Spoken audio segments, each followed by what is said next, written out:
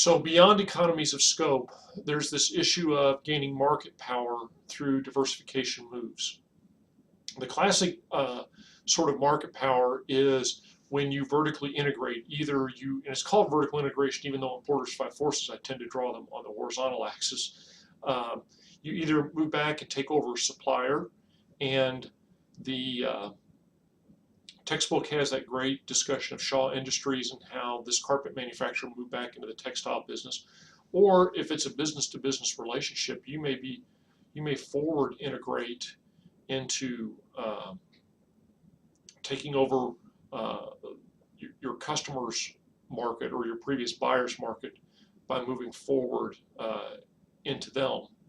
You can see too that you can gain market power through this integration. For example, what Apple did with iTunes, where they created this content library, which is a diversified business for them. They're not really in the music business, but they gained market power because they were able to do a combination pricing, and then as they grew, they were able to exert a lot of control over the pricing of the songs and the pricing of the content.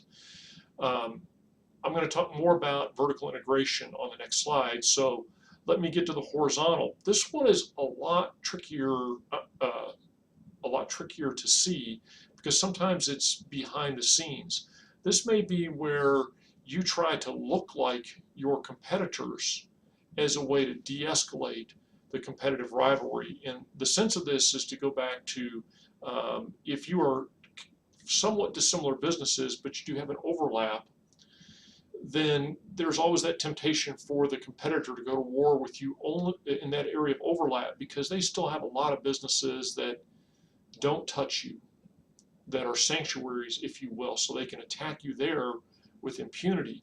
So there's this tendency sometimes for competitors to try to cover up each other and look at each other and be in the same businesses and the same markets as a way to de-escalate the rivalry, because you can say, I'm not going to hurt you because I know that you can hurt me just as badly in all of these markets. That's a really tricky one to give you some great examples of that, because companies don't talk about this. It's not a friendly thing to say. Another way to generate some horizontal market power is just by size, by being so big that you're able to be more of a price setter than a price taker. So let me discuss vertical integration. The idea is that we're able to go backwards, and usually it's go backwards into your supplier, and you're able to lock up a secure source of materials. You're able to perhaps see new opportunities in this new business because now that we're back in this business, it makes it all work. In theory, you simplify the process of exchange because it's all inside of the same company, and you go, wow, makes a lot of sense. So why doesn't it always work very well? Well, for one thing, you tie up a lot of money. Could that money have been better used doing something else rather than buying up a part of your supply chain and integrating them? It also tends to limit your flexibility. Now you own this monstrosity, and you've got to figure out all the ways to make it work. And that gets into the last point, which is it's going to be harder to manage. You're going to become a bigger company, and that is often associated with becoming more bureaucratic, procedural, maybe less entrepreneurial. And then there's that question of, do you really have the skill set to run that business? So let me give you an example of a vertical integration that dovetails into some of the things we've been talking about in class. Several years ago, Tiffany's decided to buy its own diamond mining, cutting, and polishing businesses. The reason this makes sense is because diamond mining is a very concentrated industry, and you're at the will of those suppliers as to the volume of diamonds they produce, and I guess to a limited extent the quality of diamonds they produce. And so now by doing this vertical integration, Tiffany's gets all the advantage of being able to control that process, because they can go all the way back to the diamond mine, make sure that they're getting the diamonds in the number and quality that they need to meet their retail operations. requirements. Makes good sense. Two, if you think about it, you get to pull out all the profit of the diamond miners and the polishers and the cutters, and it all becomes Tiffany's profit. Now, here's the downside of that. Is Tiffany's good at cutting and polishing diamonds and running a mine? The answer initially was no, they weren't. So they had to expend a lot of effort at trying to become good at this. So let's look at the slide. Are adequate suppliers, or current suppliers, doing an adequate job? If they are, if Tiffany's was happy with the diamond suppliers, probably wasn't a great idea to move backwards. Can you really make money in the diamond mining, polishing, and cutting business? I guess you should be able to, but the question is whether Tiffany's is going to be able to do that. Now this gets into a key point, stability and demand. Unfortunately for Tiffany's, when they made this move, was right as the economy was turning south, the 2008-2009 timeframe, and what happened to diamond sales? It took a bit of a dip down. So now Tiffany owns these mines and the cutting and polishing operation, and maybe they're not fully used anymore because with the downturn, they don't need as many finished diamonds. So now not only does Tiffany's suffer the downturn in the retail business, they've got all this cost upstream that they're not able to fully use anyway.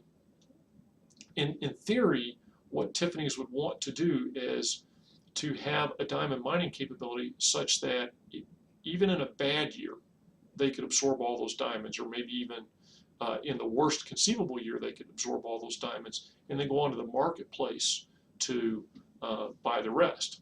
Do we possess the core competencies? Can we do this?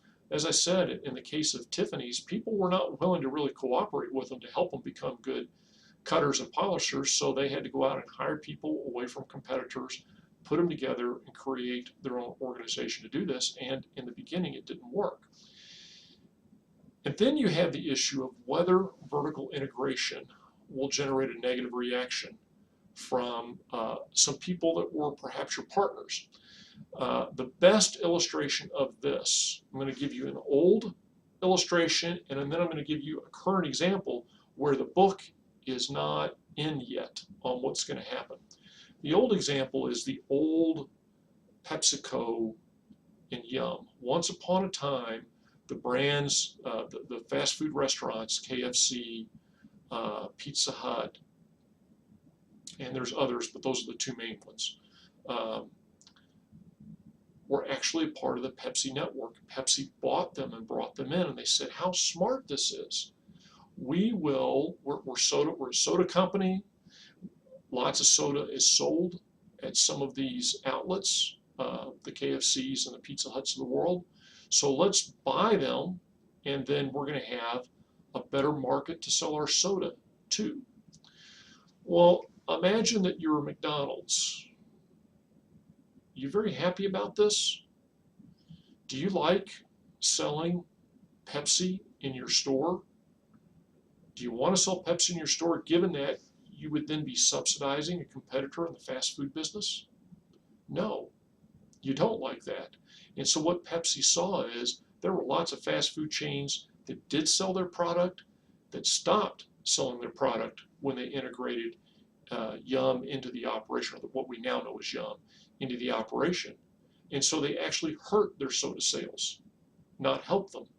And today, if you think about it, go around a lot of the fast food places, see who offers Pepsi products. In some cases, it's because they had an affiliation way back when with Pepsi, and the people that don't, they weren't in on that deal. So when you vertically integrate, you have to worry about what are the reactions going to be of the industry you're integrating into. Let's look at the flip side. So now I've painted all the bad sides of vertical integration. When you don't vertically integrate, though, these are some things that you have to think about when you're going out and you're sourcing your products. This gets back into Michael Porter's value chain thing. You have to search for the right supplier. You have to negotiate a deal with them, sign a contract. You have to monitor whether they're doing what they say they're going to do, and then if they're not, you have to take action. This is a term, academic term they call transaction costs, but in reality, these things all cost. We're going to talk about this more in the alliance, the issue of alliances. What I'm really asking you to think about here is that this notion of make or buy is actually an incredibly complicated decision. Do I backward integrate? Do I forward integrate? Big deals. And I think is one of the things that this course is going to change is your perspective as you watch companies, you watch them struggle with this. Do I need to make this for myself? Do I need to go into that business? Or can I rely on a supplier or a contractual relationship or some sort of an alliance to provide me access to that? Now we move to that animal called unrelated diversification. And really, this is largely about the holding company up top being really good at managing companies and running financial operations. If you think of some of the big, what are often called conglomerate companies, you've got General Electric, you've got United Technologies, are really the two greatest examples, where GE's in healthcare, jet engines, electrical generation, locomotives, lots of different businesses. And what they would say is, we have leadership as a core competency. But what I really want to do to illustrate this is use a company that you never probably heard of, called Danaher. It's actually a fairly new company, only about 30 years old. And what happened was these two brothers launched off on this desire to create a mega manufacturing firm. And what they did was they were early adopters of what we now call the Toyota production system, the just-in-time, all that stuff, lean manufacturing. They were early advocates of that, and so they started buying all these different manufacturing companies and putting these techniques into place. They have literally done hundreds and hundreds of acquisitions of these manufacturing companies all across the range: industrial, dental, high-tech, low-tech. They do it all kinds of manufacturing businesses. They have 5 different divisions of manufacturing companies. When I counted off their website, like 36 different companies operating across those 5 segments. I forget the number. I want to say like 63,000 employees, but I may be off on that.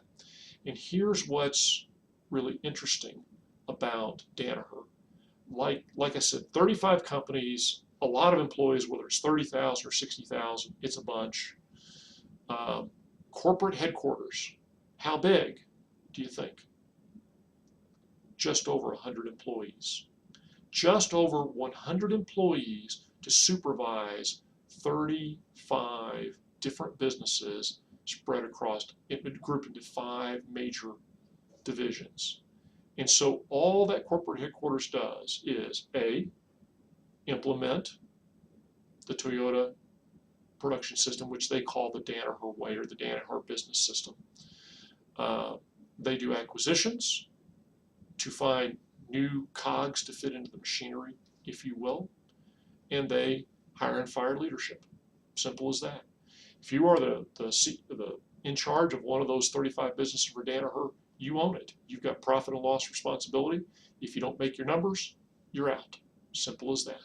That's what Danaher does. We put in a production system, we hire people to run these businesses, we hold them accountable, and we purchase new things to put into our portfolio when we see the right opportunity. And part of that right opportunity is the second bullet, which is the restructuring. Sometimes this is where they go when they see undervalued or underperforming companies that they know that when they put them into their portfolio, they're going to work. And the last is this efficient internal markets. I stumbled a little bit. This is where we say we are smarter at resource allocation than the market would be. And it's interesting, if you go to the Danaher website, they talk about how they tried to find cyclical businesses that were counter-cyclical to what they already had in the portfolio. So in other words, when one is down, the other's up, and vice versa. And when this one's down and this one's up, they can take the profits from this one and invest it over here so that when this market starts to turn, they've done all the R&D and they're ready to rock. And Danaher was in their website really touting the fact that they had in 2011 $18 billion in revenue, and they spent $1 billion in R&D, which that surprises me. It's that high. But that's where they're doing this, what they're calling R&D is these investments in these businesses so that when it gets better, they're ready to rock. Now, Danaher is a great example of a company that's made it work well, but frankly, for a lot of companies, the idea of the efficient internal market has not worked well. So you don't hear a lot of discussion about unrelated diversification these days. It's kind of on the outs. And part of the reason for that is a little bit of a history in business conditions. Back in the 1960s and 1970s, antitrust laws were a lot more stringently enforced, which is to say companies weren't allowed to get bigger within their markets. So if they wanted to buy another company, it almost always had to be in a different business line. And they justified it through that internal markets, counter-cyclical sort of rationale. Secondly, personal income tax rates were higher, and so investors said to the companies, we would rather you, instead of paying us dividends, which will come across as to your personal income, we would rather you keep that cash inside the firm, grow it, make it bigger, make the stock price go up so that when we choose to sell and take our capital gains, we won't get taxed as badly. Well, the U.S. tax structure's changed quite a bit such that you don't see people saying that so much anymore. They're a little bit more willing to say, hey, get that money off your books and send it back to me. The investor and companies are allowed to grow in their industry now, so they're tending to stick closer to home. The graph you see on there shows that what the research says is that a little bit of diversification is good, but unrelated diversification typically doesn't work. As always, though, there's a lot of variation around that line. So it's not a matter of is unrelated diversification good or bad, it's a matter of if you're going to do it, it's not a slam dunk. A lot of people try and they don't find that synergy. So if you're going to do it, you've got to make sure you've got what it takes. And even now, when we see that diversification, unrelated diversification is kind of on the outs, we see companies that do it very well. For example, private equity companies sometimes invest across a wide portfolio of businesses. That guy from Omaha, Warren Buffett, and Berkshire Hathaways, they own businesses across a wide variety. Insurance, railroads, just bought a bunch of Heinz. They own a jet leasing company. So he's a master at unrelated diversification, and it seems to work pretty well for him. This ends the corporate strategy section of diversification. And I look forward to hearing your STs in class to see the companies you saw that have in fact succeeded in finding the synergy. The next tape is going to be on a new subject, mergers and acquisitions. See you in a minute.